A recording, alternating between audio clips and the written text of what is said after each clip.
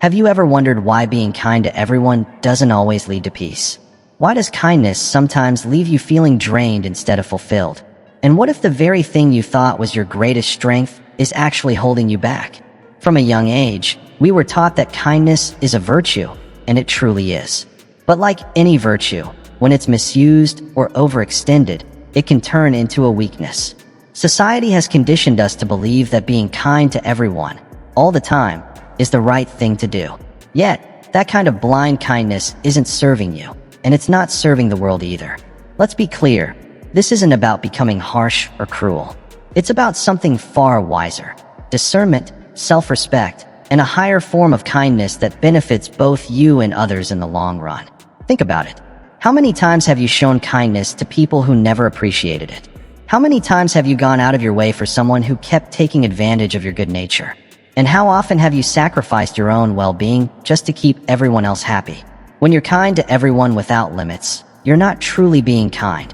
You're being naive. You're becoming a pushover, and worse, you're enabling unhealthy behavior. Imagine this: a friend constantly needs help. Money, favors, excuses. Because you're kind, you say yes every time. But are you really helping them? Or are you preventing them from growing stronger and more self-reliant? Sometimes, the kindest thing you can do is say no. Let them face their own challenges, because discomfort is what fuels growth. And before you think this is cruel or selfish, it's not. In fact, it's the opposite.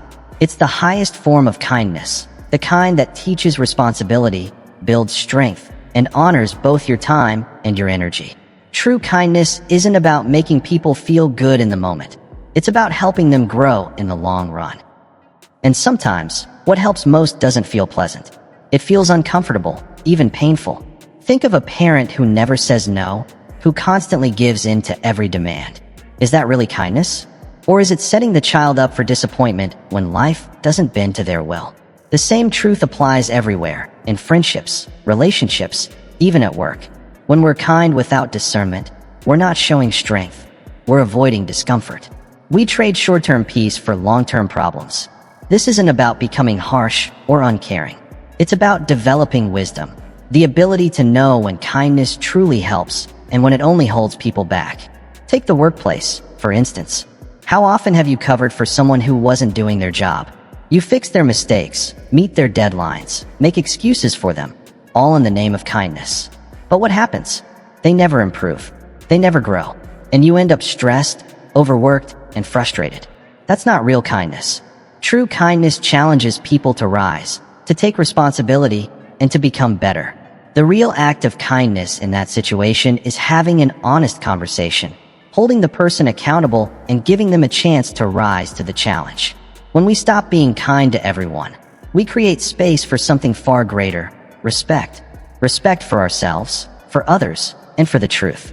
Selective kindness sends a clear message: I value my time, my energy, and my boundaries, and I expect you to do the same. When you live by that standard, others begin to rise and meet it. Now, you might be wondering, isn't that selfish? Shouldn't we always be selfless? Absolutely not.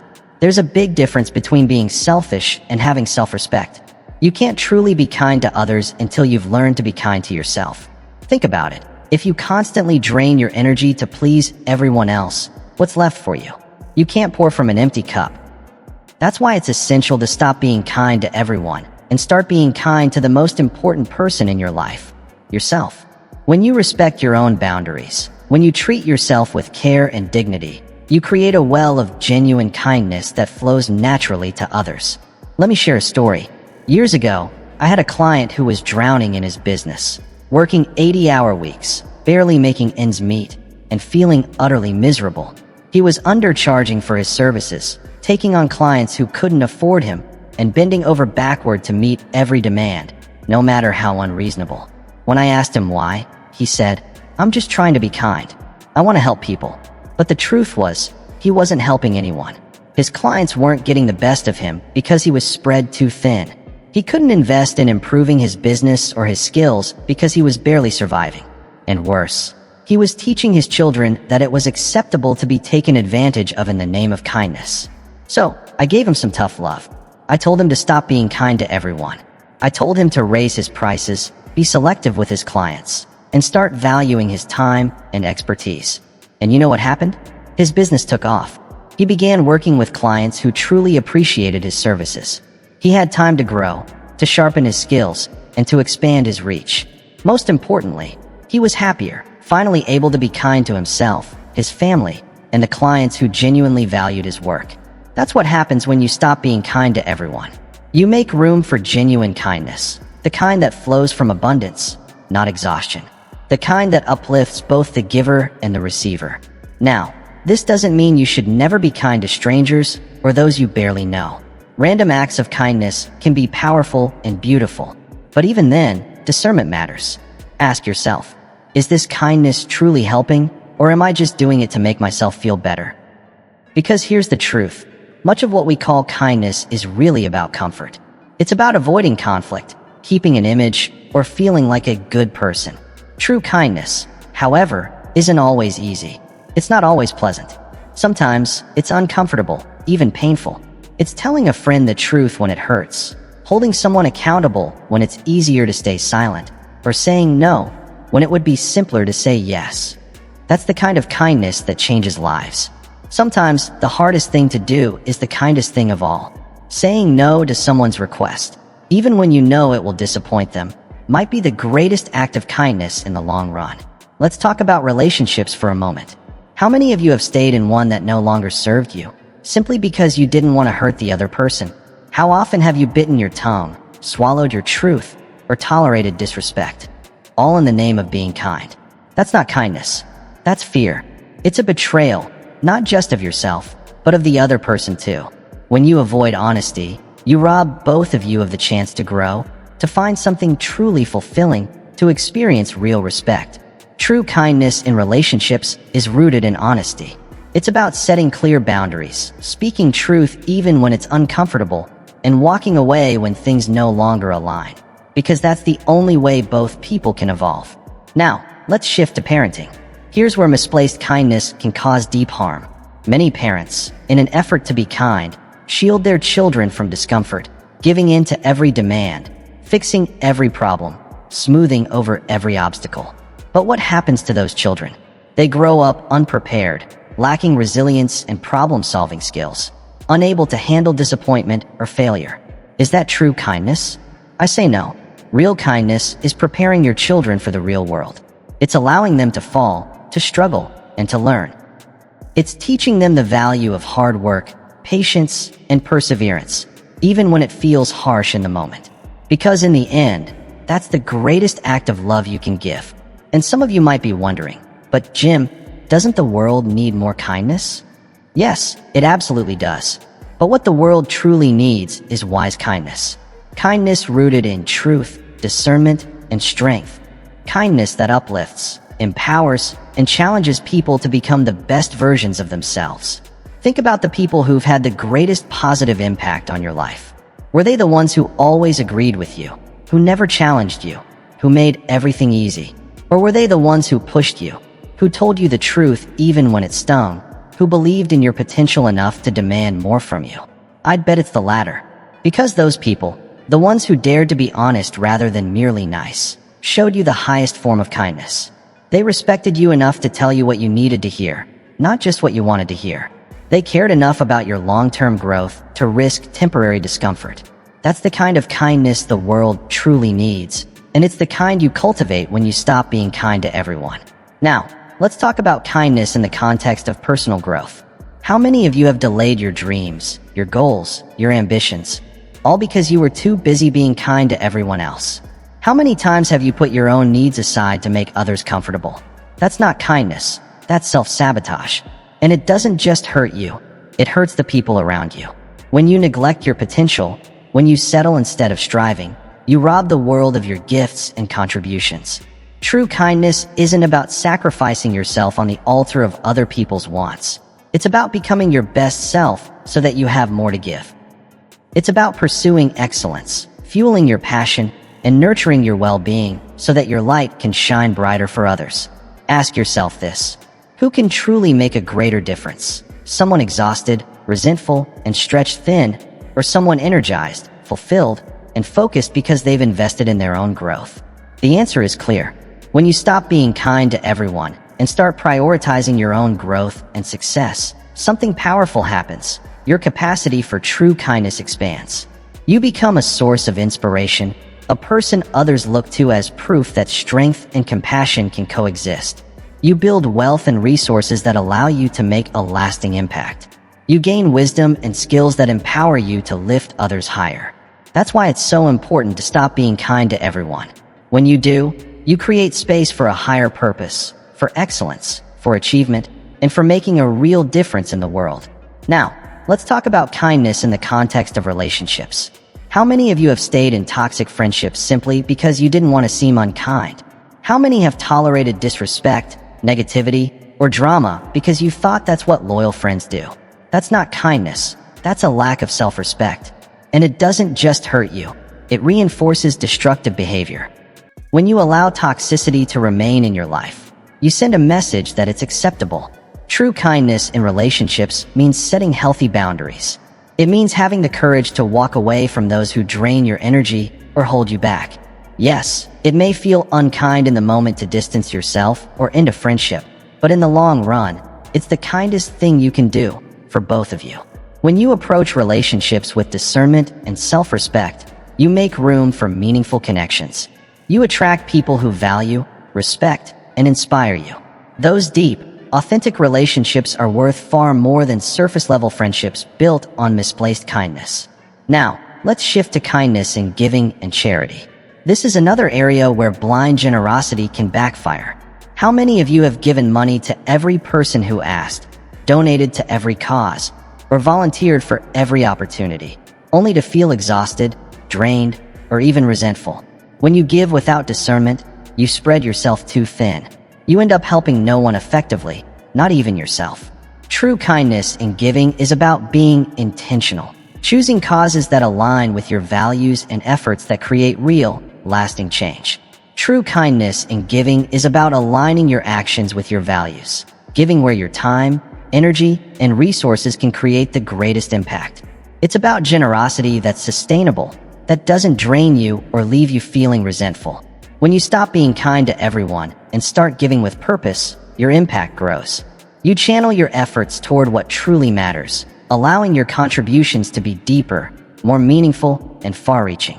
And here's the beautiful part. When you give intentionally, you set an example that inspires others to do the same. Your thoughtful generosity creates ripples of positive change that extend far beyond what you can see.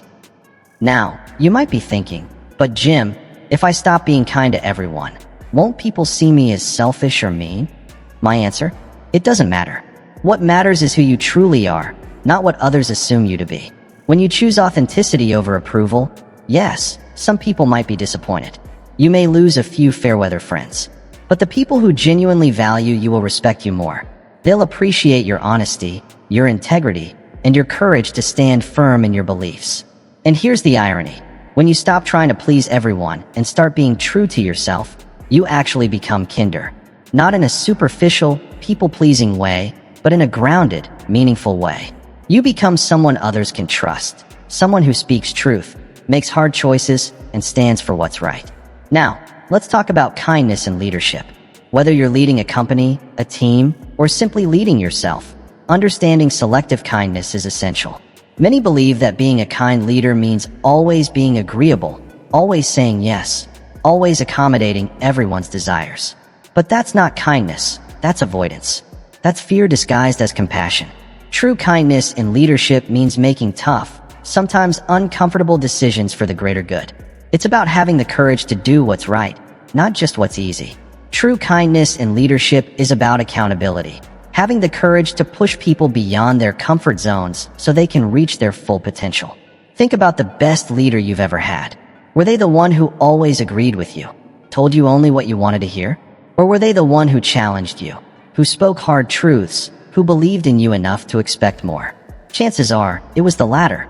That kind of leader, the one unafraid to risk short-term discomfort for your long-term growth, showed you the highest form of kindness. They respected you enough to be honest, cared enough to demand your best, and believed in your potential when you couldn't see it yourself. That's the kind of leadership the world needs more of, and the kind you can embody when you stop being kind to everyone and start being kind in ways that truly matter. Now, let's shift to kindness in personal development.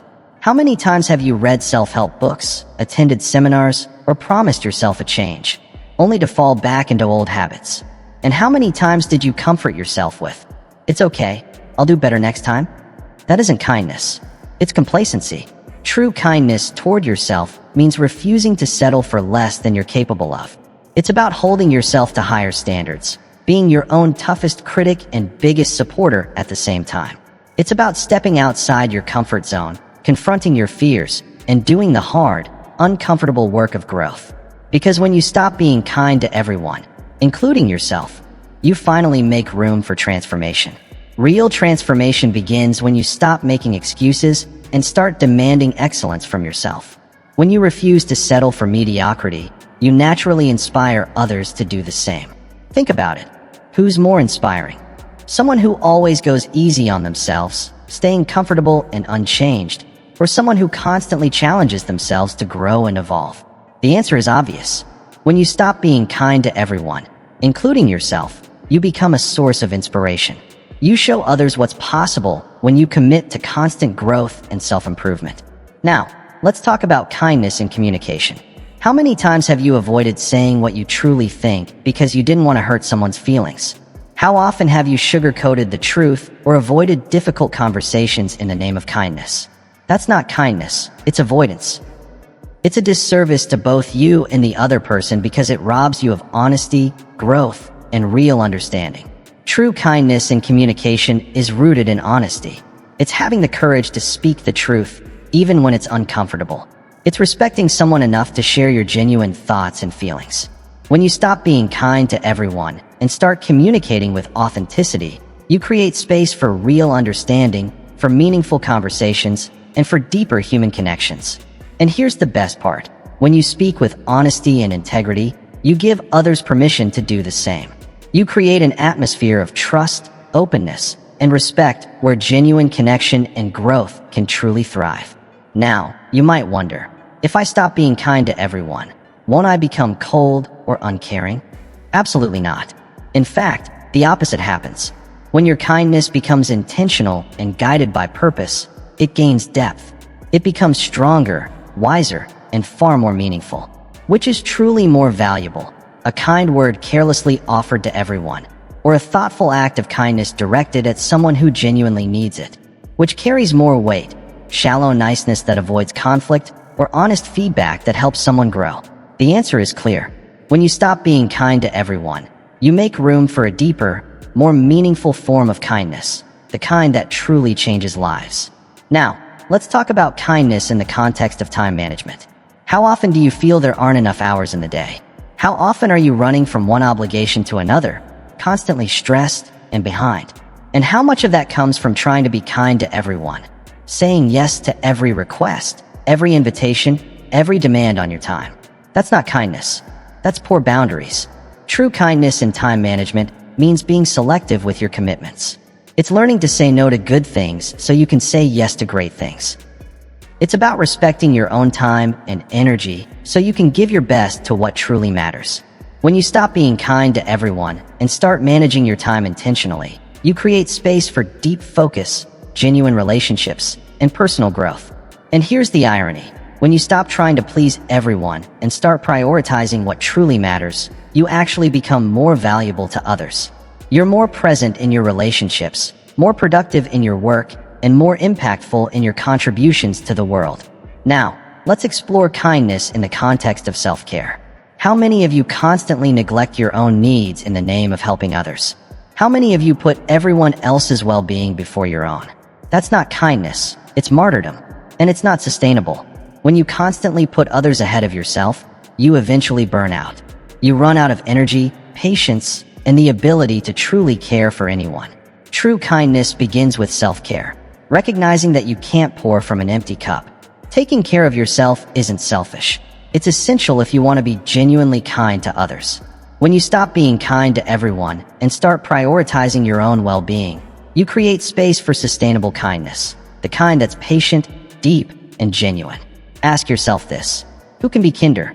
Someone exhausted and resentful from always putting others first, or someone energized, balanced, and fulfilled because they've cared for themselves first? The answer is obvious. When you stop trying to please everyone and start nurturing your own needs, your capacity for true kindness grows. You become more understanding, more patient, and more capable of making a real difference in the lives of others. Now, let's talk about kindness in the context of personal boundaries. How many of you struggle to set and protect your own boundaries in the name of kindness? How many times have you let others overstep just to avoid conflict? That's not kindness, it's self-disrespect. And it doesn't just hurt you. It teaches others that it's okay to treat you as less than you deserve. True kindness involves setting and maintaining healthy boundaries.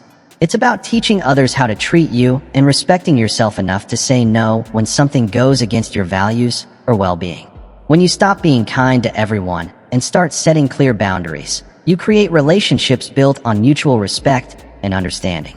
And here's the best part. When you set healthy boundaries, you give others permission to do the same. You foster an environment of balance and respect, where real connection and genuine kindness can thrive. Respect creates an environment where everyone's needs and boundaries are valued. Now, some of you might be wondering, if I stop being kind to everyone, won't I miss out on chances to help others? The answer is no. In fact, the opposite is true. When you stop spreading yourself too thin and start being selective with your kindness, you actually increase your ability to make a meaningful impact. Your kindness becomes focused, intentional, and powerful. Think about it. What's more valuable? Trying to help everyone a little and making no real difference, or directing your energy toward a few key areas where you can create lasting change? Which is more impactful? Shallow gestures that fix nothing, or purposeful acts of kindness that transform lives? The answer is clear. When you stop being kind to everyone, you make room for kindness that truly matters. Kindness that changes lives and leaves a lasting mark. As we come to the end of this message, I want to challenge you. Stop being kind to everyone. Start being wise and intentional with your kindness. Value your time, your energy, your resources.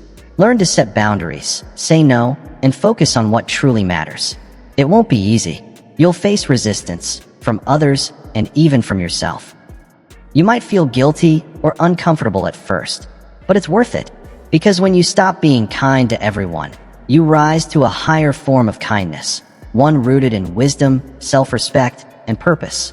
True kindness isn't about pleasing everyone or avoiding discomfort. It's about doing what's genuinely best for yourself and for others. It's about having the courage to be honest, to uphold your standards, and to say no to what doesn't serve you so you can say yes to what truly does. So go forward with clarity and conviction. Let your kindness be wise, strong, and purposeful, the kind that not only uplifts others but also honors the best in you. Be kind to yourself first. Set clear boundaries, hold yourself and others to high standards, and choose honesty, even when it's difficult. Focus your energy on what truly matters, and you'll see your capacity for real, meaningful kindness grow. Because when you stop being kind to everyone, you create space for kindness that transforms lives, uplifts spirits, and inspires change. After all, isn't that what we're here for? To make a difference, to leave this world better than we found it, and to touch lives in ways that truly matter. So I challenge you, stop being kind to everyone. Be kind in a way that truly counts. Be kind with purpose, with wisdom, and with discernment. The world doesn't need more people who are kind to everyone. It needs people who understand that true kindness sometimes means being unkind in the moment for the sake of long-term growth and well-being. Be that person, the one who's not afraid to speak the truth, to set boundaries, and to demand the best from yourself and others. Be the one who's kind enough to be firm when it truly matters.